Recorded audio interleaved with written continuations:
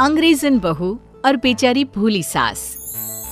माधवी अपने पति रमेश और अपने बेटे अजय के साथ रहा करती थी। अजय का बचपन से एक ही सपना था कि वो अपनी आगे की पढ़ाई यूएसए में पूरी करे और इसीलिए वो यूएसए पढ़ाई करने के लिए चला जाता है। 3 साल बाद जब वो अपनी पढ़ाई पूरी करके आता है तो अपने बेटे के आने की खुशी में माधवी उसकी पसंद के कई तरह के पकवान बनाती है और जब घर की डोरबेल बजती है तो माधवी अपने पति रमेश को कहती है, लगता है मेरा अजय आ गया है, आप यहीं बैठना, मैं दरवाजा खोलती हूँ। माधवी जल्दी से जाकर दरवाजा खोलती है तो दरवाजे पर अजय के साथ एक लड़की को देखकर वो अजय से पूछती है, ये कौन है बेटा?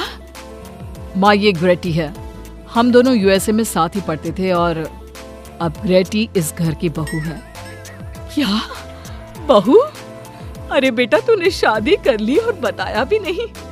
कम से कम अपनी माँ को बता तो देता कि तू अपने साथ इस घर की बहू लेकर आ रहा है। मैं बहू के आने की कुछ तैयारी तो कर लेती। कोई बात नहीं बहू, यही रुक, मैं अभी तेरे लिए पूजा की थाल लेकर आती हूँ। मॉम, आप अपनी ये फॉर्मेलिटीज बाद में पूरी कर लेना। I'm so tired right now. अच्छा डार्लिंग, अपना रूम कहाँ है? कोई बात नहीं बहू, तुम पहले आराम कर लो, तब तक मैं तुम्हारे लिए चाय बना कर लाती हूँ।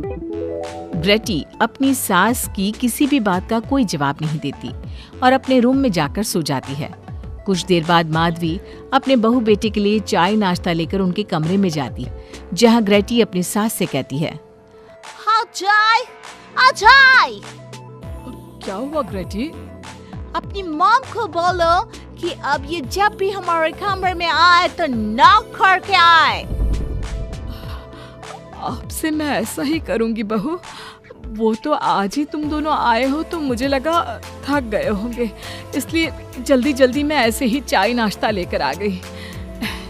वो क्या है ना, अजय जब भी बाहर से आता है तो आते ही चाय मांगता है, बस इसीलिए मैं ना ये चाय यहाँ रख देती हूँ, पी लेना, अदरक वाली चाय है। ये बोलकर माधवी वहाँ से जाने लगती है। तभी ग्रेटी अपनी सास से कहती है, जाते हुए अपनी साथ अपनी ये चाय भी ले जाओ, क्योंकि अजय अब चाय नहीं पीता। हाँ माँ, जब से मैं यूएसए गया हूँ तब से मैंने चाय पीनी छोड़ दी है। अभी काम करो, हम दोनों के लिए कॉफी ले आओ, मैं सच में बहुत ज्यादा थक गई हूँ। अरे ठीक है, ला देती हूँ।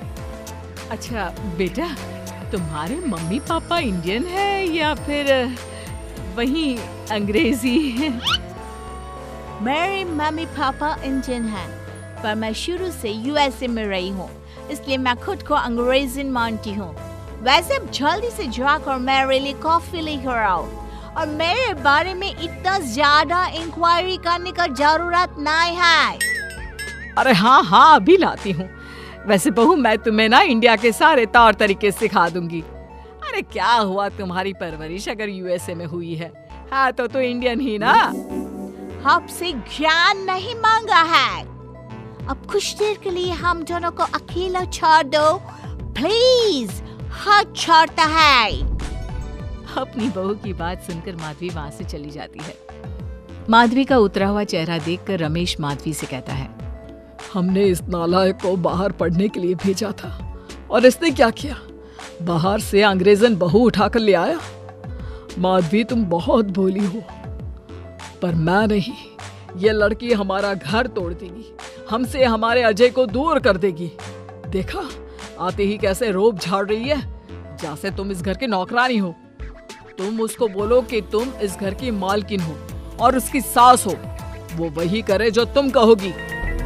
अरे आप बेकार में ही गुस्सा हो रहे हैं। बहू यूएसए की है, यहाँ नई नई आई है, उसको यहाँ के तौर तरीके नहीं पता और वो मुझे अपनी माँ मानती है, तभी तो अपने नखरे दिखा रही है। वैसे भी ना बहू बेटी दोनों बराबर ही होती है। माधवी, कौन सी बेटी अपनी माँ से ऐसे बात करती है जैसे तुम्हारी बहू कर रही है?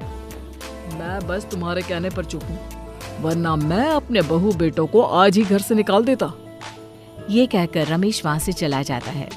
ऐसे ही कुछ दिन बीत जाते हैं और ग्रेटी अपनी बेचारी भोली भाली सास पर अत्याचार करती रहती है।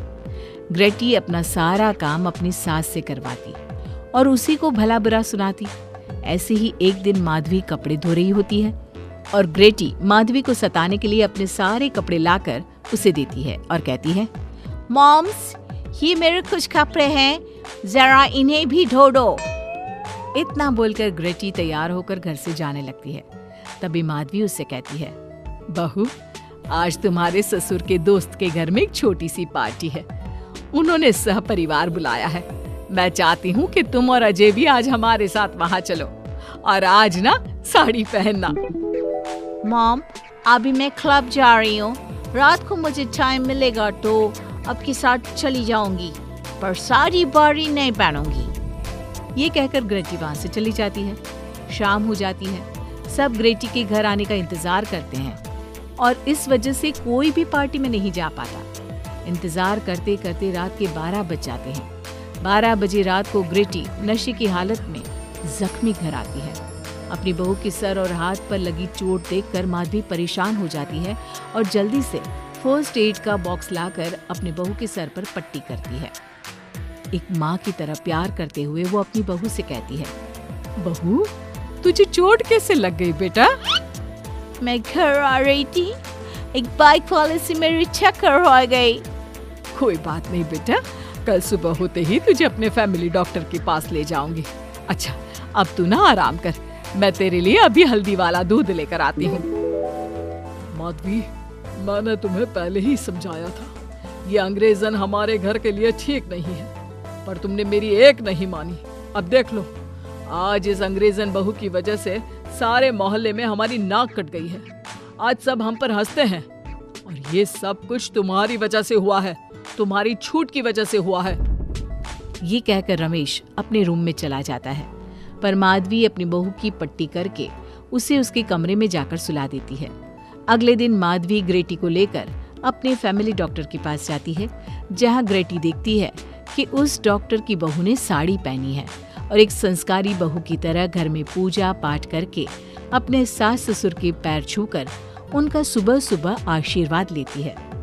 डॉक्टर की बहू को देखकर ग्रेटी को अपना बर्ताव याद आता है और उसे एहसास होता है कि वो अपनी भोली और मासूम सास के ऊपर कितना अत्याचार करती है, पर फिर भी माधवी सबसे लड़कर हमेशा उसका साथ देती है।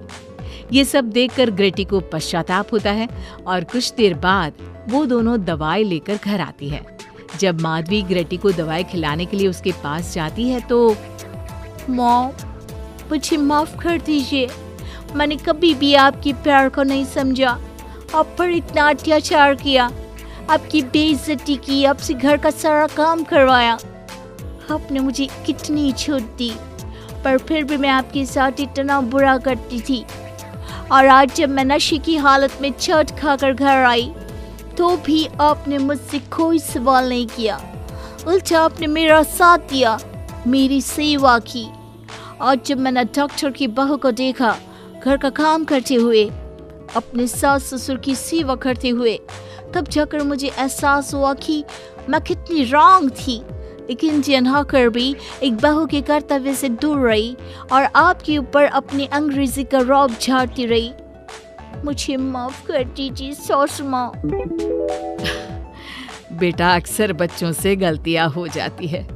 ऐसे भी सुबह का भूला अगर शाम को घर आ जाए तो उसे भूला नहीं कहते बहू। और मुझे बहुत अच्छा लग रहा है ये देखकर कि मेरी अंग्रेजन बहू कितनी समझदार हो गई है। जिसके बाद माधवी और ग्रेटी एक दूसरे को गले लगा लेती है और उसके बाद से ग्रेटी एक संस्कारी बहू की तरह रहती है और अपनी सास को किसी भी शिकायत का मौका नहीं देती। अपने सास ससुर की बहुत अच्छे से दिल से सेवा करती है। कहानी सुनने के लिए धन्यवाद। ऐसी ही और कहानी सुनने के लिए चैनल को सब्सक्राइब करें।